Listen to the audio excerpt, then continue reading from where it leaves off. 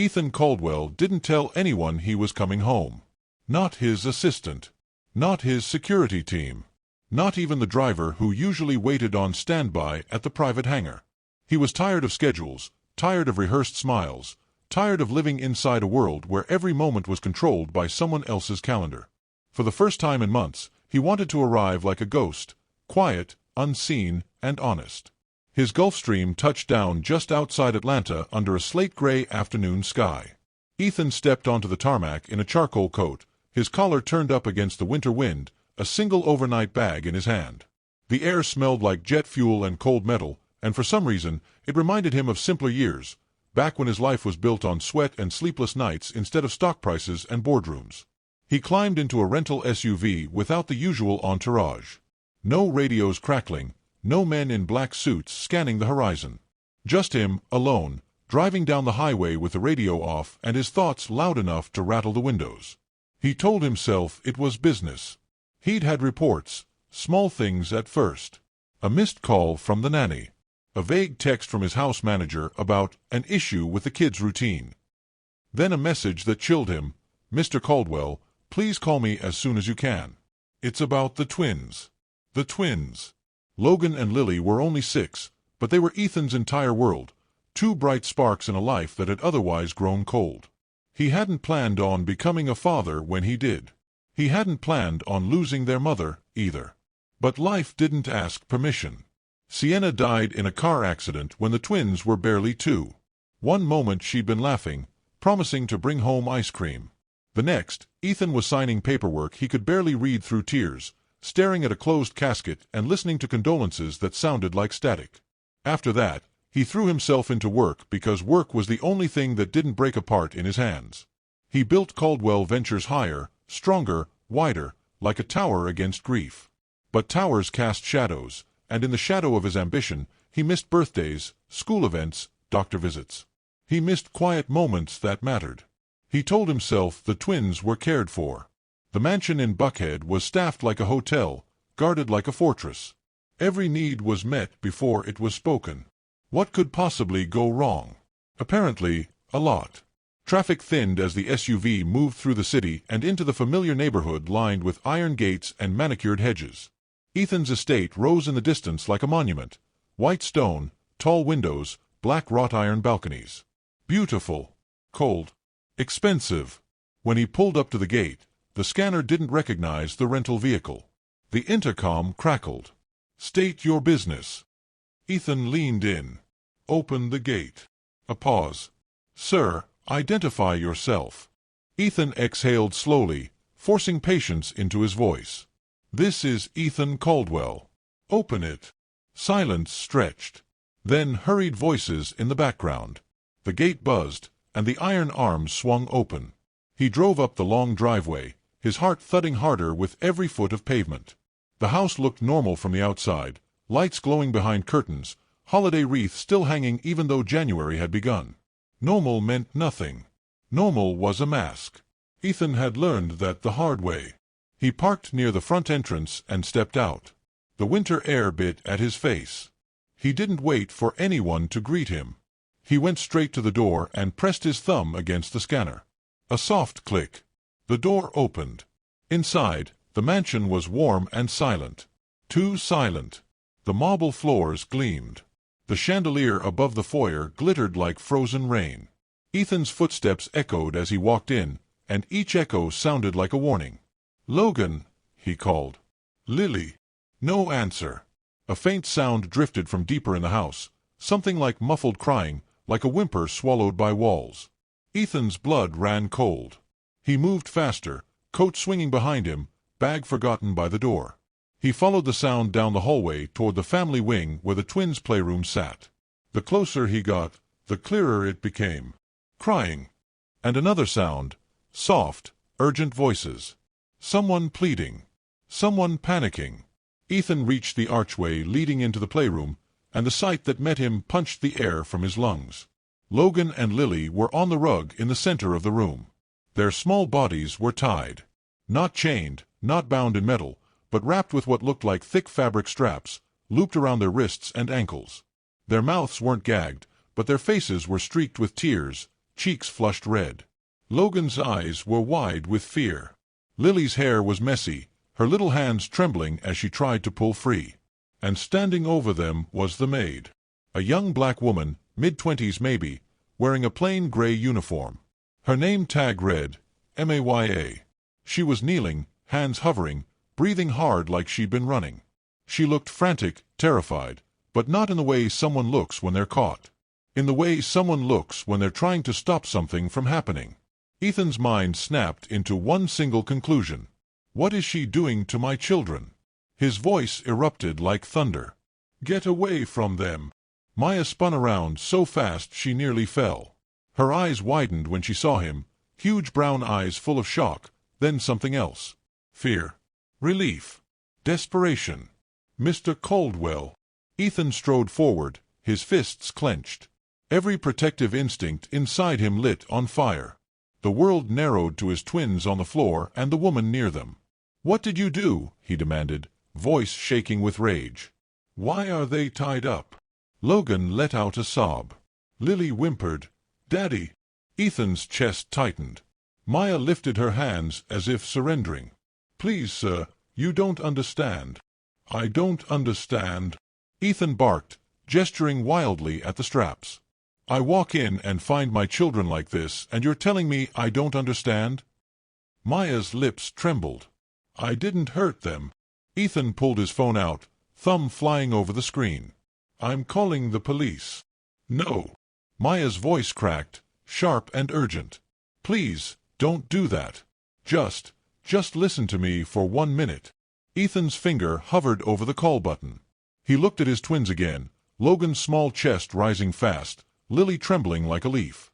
They were terrified. The straps were real. The scene was real. He couldn't ignore it. But something about Maya's face stopped him. She wasn't smug. She wasn't defensive. She looked like someone standing at the edge of a cliff, trying to hold on. "Daddy," Lily cried again. "It hurts." Ethan's anger flared. He shoved the phone into his pocket and dropped to his knees beside them. "Baby, I'm here," he said, voice gentler now, hands moving quickly. "I'm getting you out." He reached for the strap around Lily's wrist and paused. The knot wasn't a knot. It was a special looping tie, tight enough to hold, but designed to be released quickly. Like something someone would use intentionally, carefully. Not like something meant to injure. He glanced up at Maya. "Where did you learn to tie this?" Maya swallowed, tears gathering in her eyes. "From therapy. From what the doctor said." Ethan's brows drew together. "What doctor?" Maya's voice shook. "The twins' specialist. The one your house manager said you didn't have time to meet." Ethan felt the floor tilt under him. "What are you talking about?" Maya looked back at Logan and Lily, then at Ethan, and her voice dropped to a whisper like a confession. "They've been having episodes, sir. Bad ones. And today was the worst." Ethan stared at her, frozen. "Episodes," he repeated. "What episodes?" Maya's eyes filled completely now. "The kind that could have killed them if I hadn't done exactly what I did." Ethan's hands stopped mid-motion on the straps. The room went quiet except for the twins' soft sobs and Ethan's own breathing, heavy, unsure, suddenly afraid of a different truth. Because if Maya was telling the truth, then the horror he thought he walked in on was only the beginning. Ethan's hands shook as he loosened the final strap around Lily's ankle. The fabric fell away easily, not tightened in cruelty but measured with care. Logan was freed seconds later, and both children collapsed into Ethan's arms, clinging to him like they were afraid he might vanish again. "I've got you," Ethan murmured, pulling them close, breathing in the familiar scent of shampoo and childhood. "You're okay. Daddy's here." But even as he held them, his mind raced. Episodes. A specialist. A truth I didn't have time to hear. He looked up slowly at Maya, who remained kneeling a few feet away, her hands clasped together so tightly her knuckles had gone pale. Tears slipped down her cheeks, but she didn't wipe them away. She stood there like someone waiting for judgment. "Explain," Ethan said quietly. The anger was still there, coiled and ready, but something heavier sat on top of it now. Guilt. Fear. Confusion. And start from the beginning. Maya took a shaky breath. Yes, sir. She stood, keeping a respectful distance, and spoke carefully, as if every word mattered. About 3 months ago, Logan started having tremors. Small at first. The nanny thought it was anxiety. Lily started showing symptoms 2 weeks later, stiffening, sudden loss of balance. I reported it immediately. Ethan frowned. No one told me. I know, Maya said softly. I tried. I left messages with your assistant. With the house manager. They said you were overseas. That meetings could wait. Ethan's jaw tightened. Maya continued. The twins were taken to a pediatric neurologist in Marietta. Dr. Howard Green. The name rang faintly in Ethan's mind. A blur of emails he'd skimmed between flights. A subject line marked non-urgent follow-up. I should have read it, Ethan muttered. Yes, sir, Maya said, not accusing, just stating. Dr. Green diagnosed them with a rare neurological condition. It causes sudden muscle seizures when their bodies are overstimulated. Fear, excitement, loud sounds. When it happens, they lose control. They can hurt themselves. Or each other. Ethan's chest constricted. His arms tightened instinctively around Logan and Lily. And today, he asked. Maya's voice cracked. Logan had an episode during playtime. He fell and hit his head on the table. Lily tried to help him and triggered her own episode. They were thrashing, sir. I had seconds to react. She wiped her face now, desperate. The doctor taught us emergency restraint techniques. Soft fabric. No pressure on the chest. Just enough to stop violent movement until the episode passes. I was following protocol. Ethan stared at the floor, his reflection faintly visible in the polished wood. Billionaire. Theo. Man who closed billion-dollar deals with a signature. And yet he hadn't known this. Why didn't you call emergency services? He asked. I did, Maya said quickly. They're on their way. But I also called the house manager. He said not to cause panic unless you approved. Ethan's stomach dropped. How long? He asked quietly. How long what? How long have you been doing this alone? Maya hesitated, then answered honestly. 3 months. 3 months. 90 days of seizures. Of fear. Of children crying for help while their father shook hands in glass towers. Ethan closed his eyes. Logan sniffed and looked up at him. Daddy. Maya saved us. Ethan's eyes snapped open. She did? He asked gently. Logan nodded. She always stays. Even when it's scary. Lily's small hand tugged Ethan's sleeve. She sings to us. So we don't cry. Ethan looked back at Maya, really looked this time, not as a maid, not as a threat, but as a young woman with dark circles under her eyes, shoulders tense from carrying weight that wasn't hers. You stayed, Ethan said quietly. Yes, sir. You could have quit. Maya swallowed. I thought about it. But they needed someone. Silence settled over the room, thick and heavy. Somewhere in the distance, a siren wailed. Ethan stood slowly, lifting the twins with him. Logan, Lily, I want you to sit on the couch, okay? Paramedics are coming to check you. They nodded obediently, exhaustion finally overtaking fear. Ethan helped them settle, then turned back to Maya. I almost had you arrested, he said. Maya flinched. And I would have been wrong, he finished. Her shoulders sagged as if something inside her finally broke. She let out a quiet sob and covered her mouth. I'm sorry, Ethan said, the words tasting unfamiliar but necessary. For not being here. For not listening. For judging before understanding. Maya shook her head. I know how it looked. No, Ethan said firmly. I know how I looked. And I didn't like it. The front door opened then, voices echoing down the hall. Paramedics entered, brisk and professional, taking over with calm efficiency. One of them recognized Maya. You did good, the medic said quietly to her. Vitals stable. Maya nodded, wiping her face again. As the twins were examined, Ethan stepped aside with the lead paramedic. They'll be okay, the man said. But this condition needs monitoring. Consistency. Stability. Ethan looked through the doorway at his children. "They'll have it," he said. "I promise." The paramedic left soon after, assuring Ethan there was no immediate danger. The house grew quiet again, but this time it felt different. Less hollow. More honest. Ethan returned to the playroom. Maya was collecting the fabric restraints, folding them neatly, her movements careful, almost reverent. "You don't have to do that right now," Ethan said. She froze. Yes, sir." "Maya," he said, stopping her gently. "Look at me."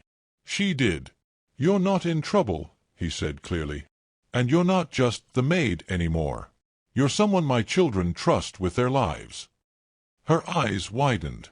"I don't know what that means yet," Ethan continued, "but I know this: things are going to change." He looked around the room, at the toys, the straps, the evidence of a life he'd missed.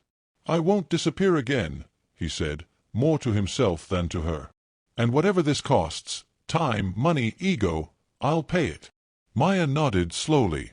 "They just need their father." Ethan swallowed hard.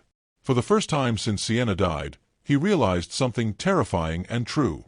Being rich hadn't protected his family, and being absent had almost destroyed it. As he tucked Logan and Lily into their beds later that evening, Ethan sat between them, holding their hands, afraid to let go. Down the hall, Maya stood quietly, unsure of her place in the new shape of things. None of them knew it yet, but the truth that nearly tore them apart was about to bind them together in ways none of them expected. The house didn't sleep that night. Ethan sat at the edge of Logan's bed long after the boy's breathing evened out, his small fingers still curled around Ethan's thumb. Lily slept across the hall, her door cracked open, a soft night light casting stars on the ceiling. The mansion, so often a place of echoing footsteps and distant rooms, felt suddenly fragile, like a glass structure that might shatter if he moved too quickly. He hadn't changed out of his coat. Time felt suspended, stretched thin by regret. Every missed phone call replayed in his head. Every email he'd skimmed and flagged for later returned with teeth. Non-urgent follow-up. The phrase mocked him now. What had ever been urgent, if not this? A knock sounded softly at the door. Ethan turned. Maya stood there, hands folded in front of her, posture careful. She looked like someone who had learned to make herself small in other people's homes. "Sir," she whispered, "Dr. Green called back. He asked if you were available." Ethan nodded immediately. "Yes." "Thank you." She hesitated. "Would you like me to stay?" Ethan said without thinking. "Please."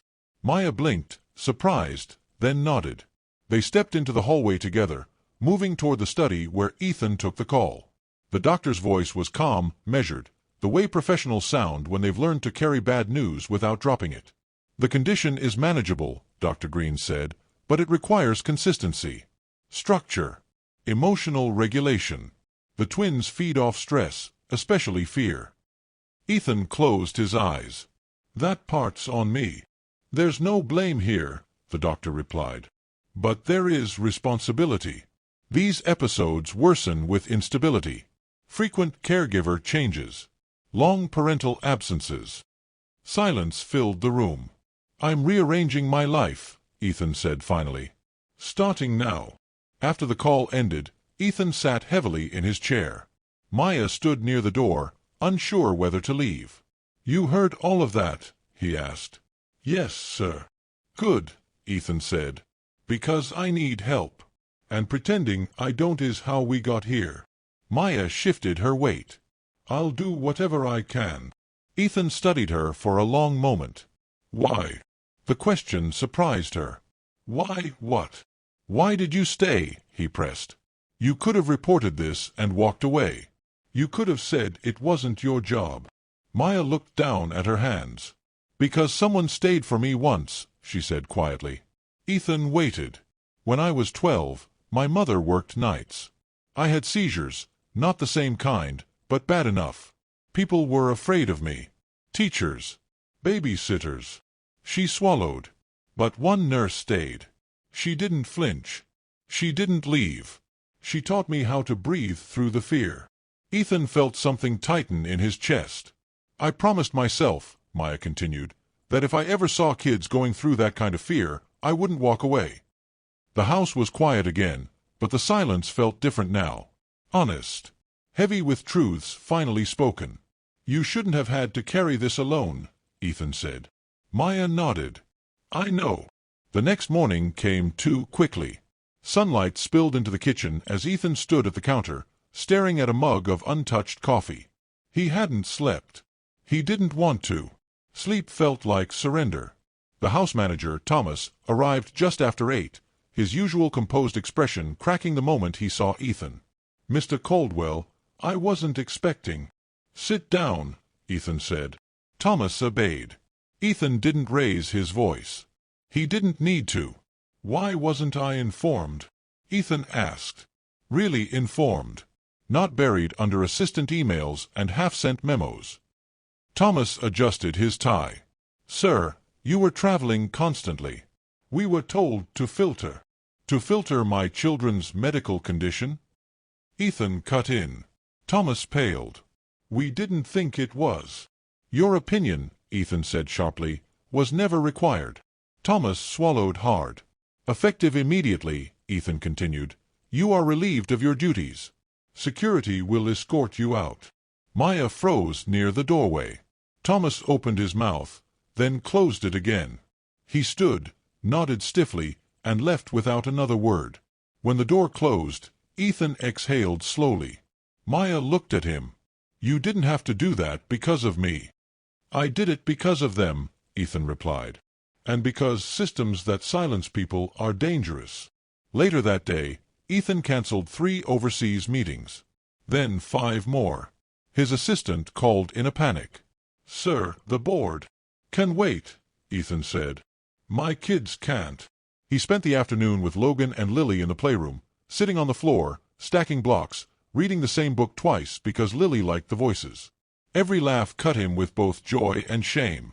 Maya hovered nearby at first, ready to intervene, then slowly relaxed as she watched Ethan follow the doctor's instructions, lowering his voice, keeping movements slow, grounding the twins when excitement spiked. You're learning fast, Maya said quietly. I don't have a choice, Ethan replied. That evening, Ethan stood on the balcony alone, the city lights of Atlanta glowing below. He felt smaller than he ever had in a boardroom full of powerful men. Footsteps approached. Maya stopped beside him, keeping a respectful distance. I want you to stay, Ethan said suddenly. Maya turned. Sir. Not just as staff, he clarified. As part of the care team. I want you involved in decisions. Appointments. Planning. Maya's eyes widened. That's a lot of trust. Ethan nodded. You earned it before I even noticed. She hesitated. Some people won't like that. Ethan gave a humorless smile. Some people already proved they shouldn't be here. The wind lifted strands of her hair as she looked out over the city. I'll stay, she said finally. As long as it's for them. It is, Ethan said. And for me, too. That night, as the house settled into a rare calm, Ethan lay awake listening to the soft sounds of his children sleeping. For the first time in years, he wasn't thinking about profit margins or quarterly growth. He was thinking about the weight of silence, and how close it had come to costing him everything. And somewhere deep inside, beneath the regret and fear, something else began to form. Resolve. Because the man who arrived unannounced was not the man who planned to disappear again. Change did not arrive gently. It came in waves, emails unanswered, phones silenced, schedules torn apart and rebuilt around 2 small lives that had been quietly unraveling without their father. Ethan woke before dawn every morning now, not to market alerts or board briefings, but to the soft sound of movement monitors and the careful notes Maya kept beside the twins' medical charts. The house learned a new rhythm. Lights dimmed earlier. Voices stayed low. The television stayed off. Excitement was measured, joy carefully paced like fragile glass. Logan and Lily responded almost immediately. Fewer tremors, calmer breathing, longer stretches of laughter without fear. And with every improvement, Ethan felt the weight of what he had nearly lost. One afternoon, a black SUV rolled up the driveway. Ethan was on the living room floor, helping Lily color inside the lines while Logan built an uneven tower of blocks. Maya sat nearby, documenting behavioral cues in her notebook. The security alert chimed softly. "Who is that?" Maya asked. Ethan checked the camera feed and frowned. "My mother." Margaret Caldwell stepped into the house like she owned it, because in many ways she always had. Elegant coat, pearl earrings, posture sharp enough to cut glass. She had helped build the Caldwell name before Ethan ever inherited it. Her eyes swept the room, lingering on Maya, then the children on the floor. "This is unexpected," Margaret said coolly. "Everything is," Ethan replied, standing. Margaret approached the twins, her smile practiced but warm. "My darlings." Lily looked up, hesitant. Logan scooted closer to Ethan. Maya rose slowly, instinctively placing herself nearby. Margaret noticed. "And who is this?" she asked, her gaze sharp. "This is Maya," Ethan said evenly. "She's part of the twins' care team." Margaret's brow lifted. "Care team?" "Yes," Ethan replied. "Team." Margaret glanced at the children again. "Ethan, may I speak with you privately?" Ethan hesitated, then nodded. "Maya, can you?" "I'll stay close," Maya said softly. Margaret's lips tightened, but she said nothing as Ethan led her into the study. The moment the door closed, Margaret turned. "I hear rumors," she said. "Cancelled meetings. Board unrest. People saying you're dismantling your own structure." Ethan leaned against the desk. "Good. Maybe it needed dismantling." "This isn't like you," Margaret snapped. "You don't disappear from responsibility." "I didn't disappear," Ethan said quietly. "I returned." Margaret scoffed. "To what?" "Playing on the floor while strangers make decisions in your house." Ethan's eyes hardened. "She's not a stranger." "She's an employee," Margaret corrected. "And boundaries exist for a reason." Ethan took a step forward.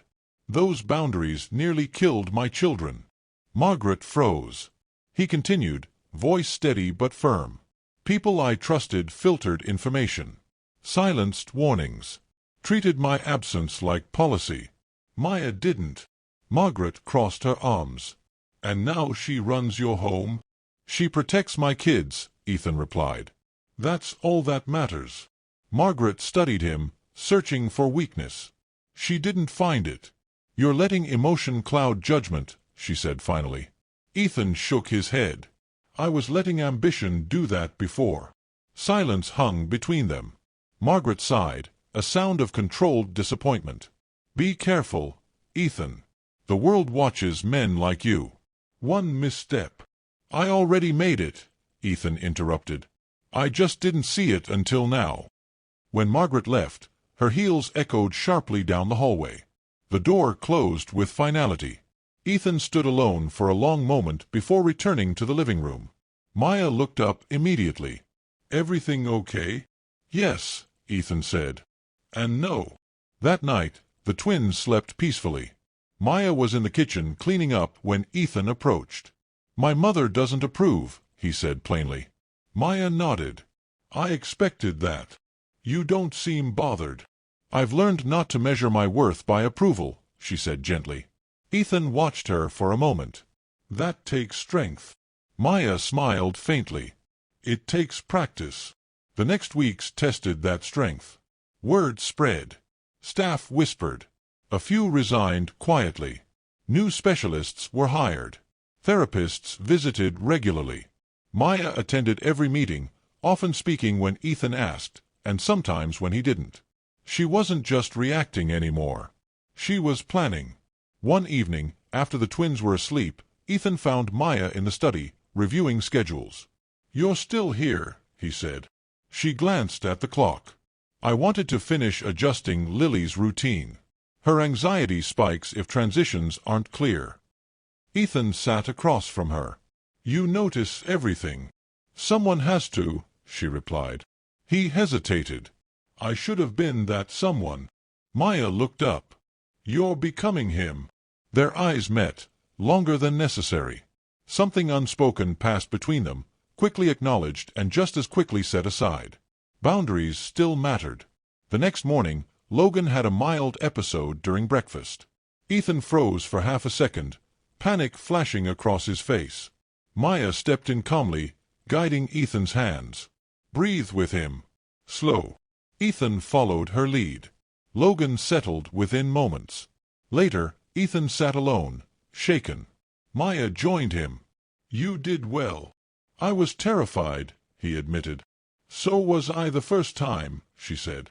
"Fear doesn't mean failure." He looked at her. "You make this look easy." Maya shook her head. "I just don't let fear decide for me." That night, Ethan stood on the balcony again, watching the city glow. Maya stepped beside him. "People are pushing back," Ethan said. "The board. My mother. Advisors." Maya nodded. "They will." "But I'm not changing course," Ethan said firmly. She looked at him, searching his face. "Then you'll lose some people." Ethan exhaled. "I already did." A quiet settled between them.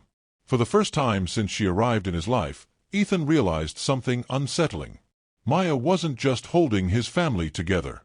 She was quietly redrawing the lines of his world, forcing him to choose what truly mattered. And this time, he wasn't afraid of the shift. Pressure has a sound. For Ethan Caldwell, it came through late-night voicemails, clipped emails marked urgent, and the tight silence that followed him into rooms once eager to impress. The world he'd built was pushing back, harder than he expected. The board convened without him. That alone would have been unthinkable weeks ago. Now, it was a message. Ethan watched the notification on his phone, then set it face down on the kitchen counter. Logan and Lily were at the table, carefully spreading jam on toast under Maya's watchful eye. "Daddy," Logan said, "can we go outside today?" Ethan smiled. Of course. The irony stung. He was being edged out of boardrooms, yet here, right here, he felt more present than he had in years. Still, the tension followed him. Later that afternoon, a sleek black sedan arrived unannounced. This time, it wasn't family. Richard Hale, senior board member and longtime ally, stepped into the living room with a practiced smile. "Ethan," Richard said, "we need to talk." Maya instinctively began gathering the twins' things. Ethan shook his head gently. "They stay." Richard blinked. "This is private." "So is my family," Ethan replied. Richard sighed. "The board is concerned. Investors are asking questions. They're worried about leadership continuity." Ethan folded his arms. "I'm still leading." "From playrooms?" Richard asked. Maya stiffened.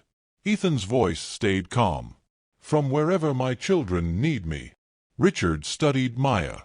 "And her?" "She's essential," Ethan said without hesitation. "That's unconventional," Richard replied carefully. "So was building this company from nothing," Ethan shot back. Richard leaned forward. "Ethan, be realistic. Appearances matter. A billionaire restructuring his life around a house employee, it raises eyebrows."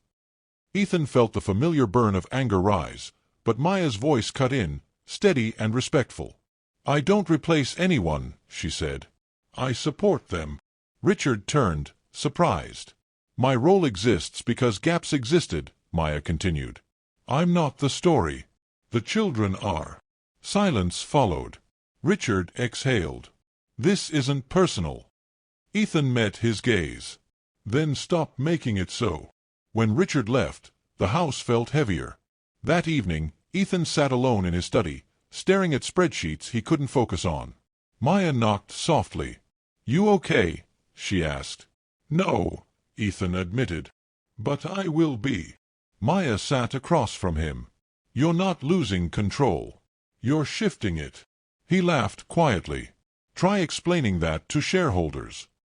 "They don't own you," Maya said. "They own stock." The next day brought consequences. Caldwell Ventures' stock dipped slightly. Headlines whispered about instability. Analysts speculated. Ethan's phone buzzed non-stop. He turned it off. Instead, he attended Logan's therapy session.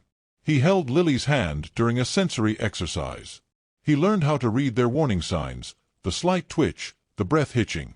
And for every hour he spent there, his resolve hardened. That night, Margaret Caldwell called. "You're becoming a liability," she said without preamble. "I'm becoming a father," Ethan replied. Margaret scoffed. "You're risking everything." Ethan paused. "I already did. By leaving them." She didn't respond. The call ended without reconciliation. Later, Maya found Ethan standing in the hallway outside the twins' rooms. "You don't have to do this alone," she said. "I know," Ethan replied. "That's what scares me." She tilted her head. "Why?" "Because letting people in means trusting them with things I can't afford to lose." Maya nodded.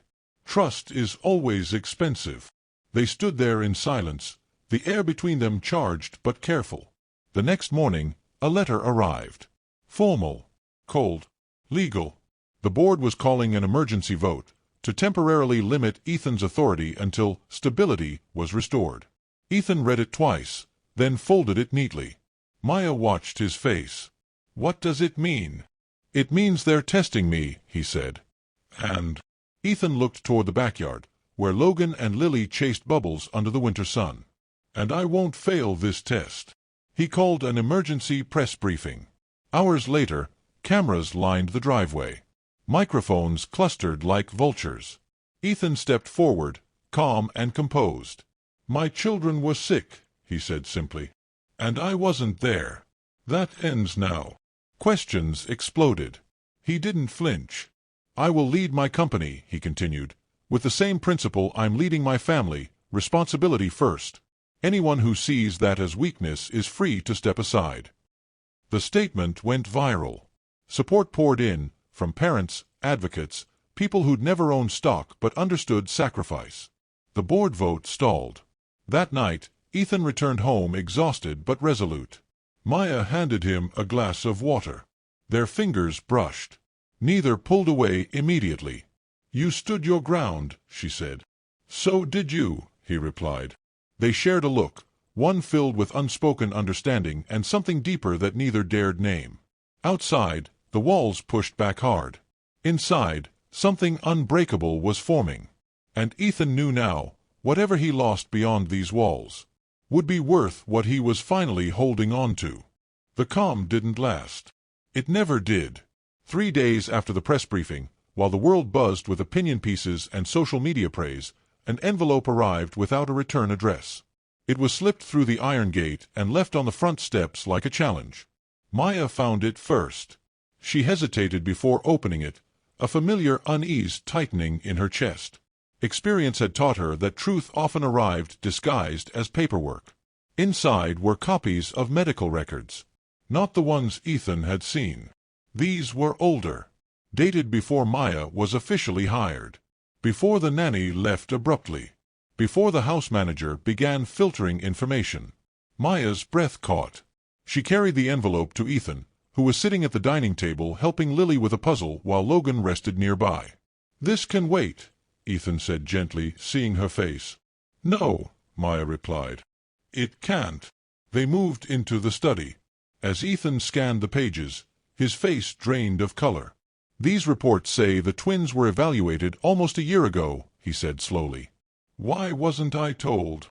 Maya pointed to a signature at the bottom of the page. "Thomas, the former house manager." "And here," Maya added, tapping another page, "a recommendation for in-home monitoring." "Denied." Ethan's jaw tightened. "Because it would have disrupted operations." Maya nodded. Ethan dropped the papers onto the desk, anger surging like a tidal wave. He knew. He knew and chose convenience over safety. "And he wasn't alone," Maya said quietly. Another name appeared on the correspondence. The nanny. She had filed complaints, raised alarms, then resigned suddenly. "She tried," Maya said. "And she was ignored." Ethan leaned back, covering his face with his hands. "I built a system that punished honesty," he said hoarsely, "and rewarded silence." Maya rested a hand on the edge of the desk. Systems can be rebuilt. Before Ethan could respond, his phone rang. Unknown number. He answered. "Mr. Caldwell," a woman's voice said. "This is Detective Laura Bennett with the Fulton County Sheriff's Office." We need to speak with you regarding a negligence investigation. Ethan closed his eyes. Yes, he said. You do. The detective arrived that afternoon. She was thorough, calm, and unimpressed by wealth. Maya remained present throughout, answering questions honestly, providing records she'd kept meticulously. These notes, Detective Bennett said, flipping through Maya's logs, may have saved your children's lives. Maya nodded, uncomfortable with praise. Ethan felt something shift inside him, gratitude edged with a new understanding of how close disaster had come. The investigation widened. Former staff were questioned. Emails surfaced. Decisions were exposed. And slowly, the truth surfaced for everyone to see. That evening, Ethan's mother arrived again, this time without elegance, without poise.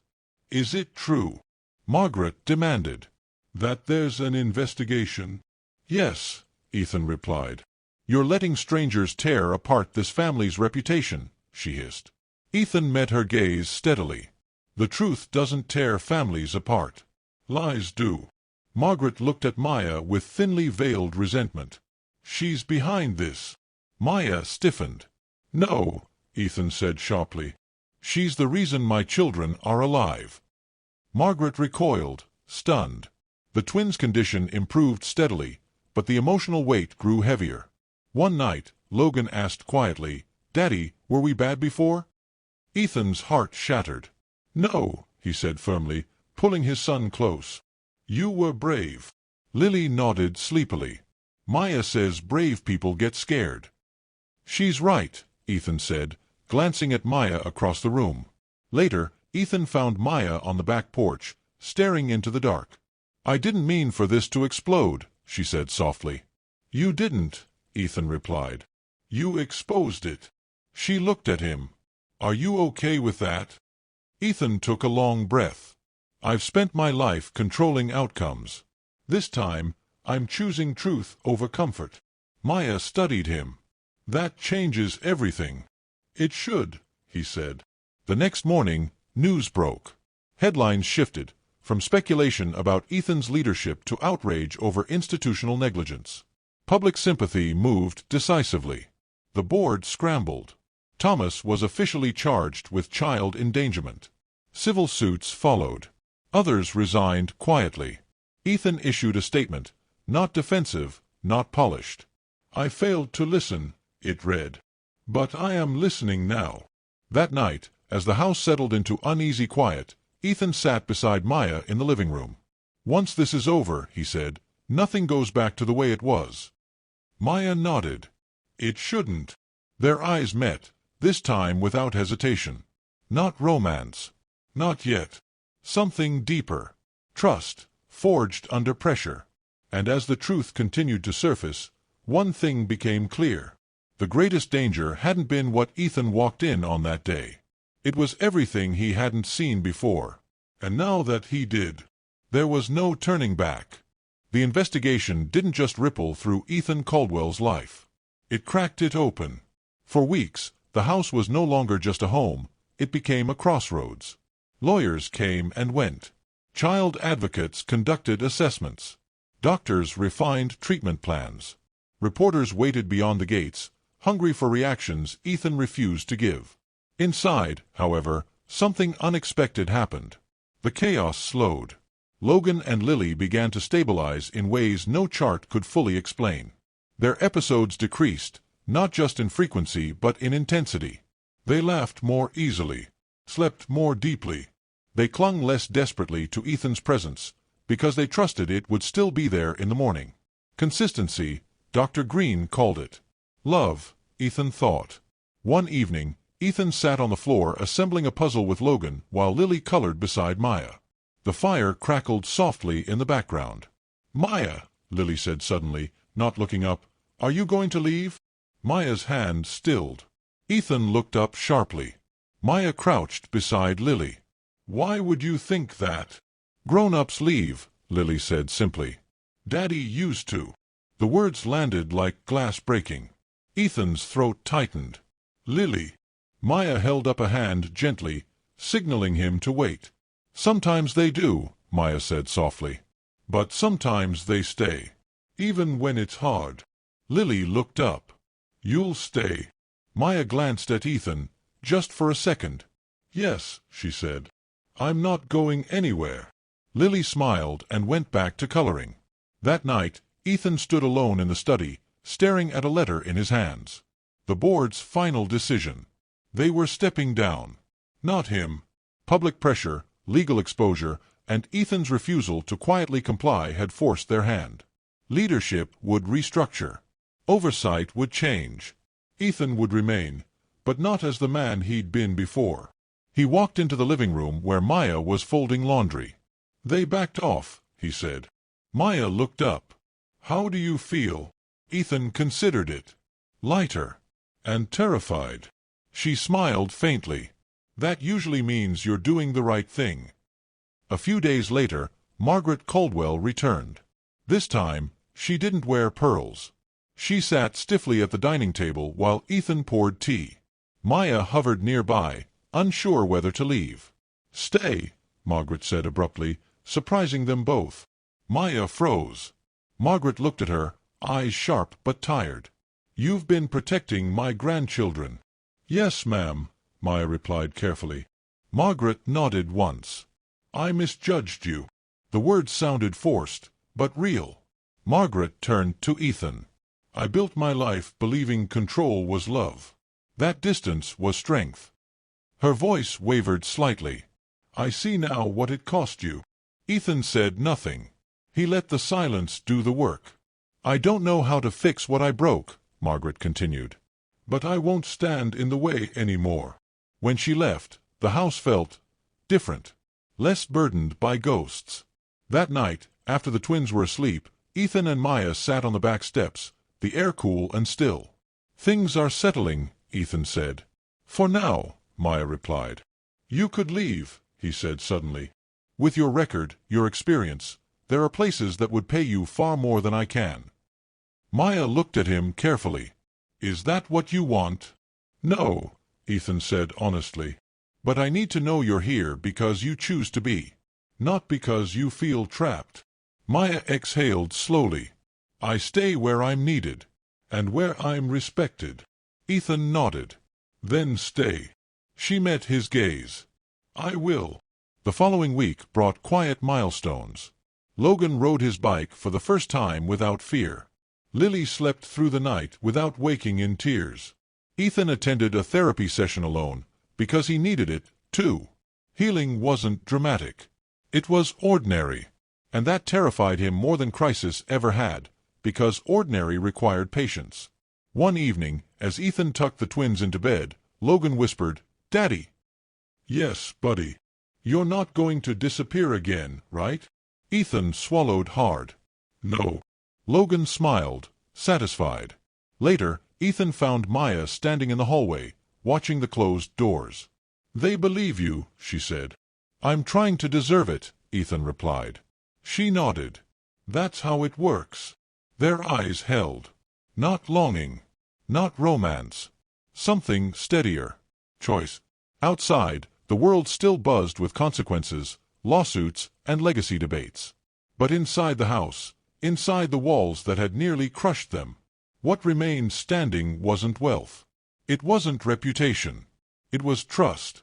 And Ethan knew now, if he protected that, everything else could be rebuilt. Spring came quietly to Buckhead. It didn't arrive with announcements or headlines, but with softer mornings, open windows, and the slow return of birds to the trees lining the long driveway. The house breathed differently now. Lighter, calmer, less like a monument and more like a home. Ethan noticed it in the smallest things. Logan humming while tying his shoes. Lily correcting him gently instead of panicking. The way laughter no longer felt dangerous. Routine had become their anchor. Breakfast at the same time. Therapy sessions scheduled around school instead of flights. Evenings reserved for stories, not screens. The twins still had hard days, but they weren't alone in them anymore. And neither was Ethan. The investigation concluded in early April. Negligence was proven. Systems were dismantled. Safeguards were mandated, not just in Ethan's household, but across every subsidiary tied to Caldwell Ventures. Ethan insisted on it, even when lawyers warned him it would be expensive. "Good," he'd replied. "Let it cost something." The public reaction surprised everyone. Instead of backlash, support grew. Parents wrote letters. Advocacy groups asked him to speak, not as a billionaire, but as a father who'd learned too late and refused to stay silent. Ethan declined most invitations. Home mattered more. One afternoon, as Ethan worked at the dining table while the twins played in the yard, Maya approached him with a folder. "These are the finalized care plans," she said. "School accommodations, emergency protocols, long-term projections." Ethan scanned the pages, then looked up. "You should be leading this." Maya shook her head. "I already am. With you." He smiled. "Exactly." She hesitated, then added, "I was offered another position." Ethan's chest tightened. "Oh." "A hospital in Savannah," Maya continued. "Pediatric support coordinator. It's a good offer." He nodded slowly, forcing himself to breathe. "You should take it if it's right for you." Maya studied his face. "You don't want me to stay because you need me." "I want you to stay because you choose to," Ethan replied. Silence stretched between them. "I turned it down," Maya said quietly. Ethan's eyes lifted. "Why?" "Because this matters," she said. "Because these kids matter. And because I'm not done here." He swallowed. "Thank you." That night, Ethan sat alone on the back steps, watching the sun dip below the trees. He thought about everything he'd nearly lost, and everything he'd almost mistaken for success. Footsteps approached. "You're thinking too loudly again," Maya said, sitting beside him. He laughed softly. "I do that." They watched the sky change colors. "I used to believe legacy was about buildings," Ethan said. "Companies. Influence. And now?" Maya asked. "And now," he replied, "I think it's about who feels safe because you existed." She nodded. "That's a better measure." A few weeks later, Ethan stood in the twin school auditorium, surrounded by other parents, teachers, and specialists. Logan sat confidently in the front row. Lily waved excitedly when she spotted Ethan and Maya together. Ethan spoke briefly. "Silence nearly cost me my children," he said. "Listening saved them." There was no applause at first. Then someone stood. Then another. Ethan stepped off the stage feeling lighter than he ever had after closing a deal. That evening, the four of them sat at the kitchen table eating dinner. Nothing fancy, just pasta and laughter. Logan suddenly looked up. "Daddy." "Yes." "Do you remember when you came home and yelled?" Ethan froze for half a second. "I do." Logan nodded thoughtfully. "I was scared." "I know," Ethan said softly. "But," Logan continued, "you stayed." Lily smiled. "That's the best part." Ethan felt his throat tighten. Later, after the twins were asleep, Ethan stood in the hallway, listening to their breathing, steady, peaceful. Maya joined him. "They're going to be okay," she said. "So are you," Ethan replied. She looked at him. "Are we?" Ethan turned fully toward her. "I don't know what the future looks like," he said honestly. "But I know what I won't choose anymore." "Which is?" Maya asked. "Distance. Silence. Comfort over courage." She considered that, then smiled, small, real, unguarded. Outside, the mansion stood exactly as it always had. White stone. Tall windows. Perfect lines. But inside, everything was different. The billionaire who arrived unannounced had expected to uncover a betrayal. What he discovered instead was far more shocking. He had almost lost the only thing that mattered. And when given the choice between power and presence, he chose to stay. If this story touched your heart, inspired you, or made you see life a little differently, don't stop here. Subscribe now to Riker Malou for more powerful stories about love, sacrifice, truth, and second chances. New emotional stories are uploaded regularly. Stories that remind us what truly matters. Like, comment, turn on notifications. Your support helps us keep telling stories that speak to the heart.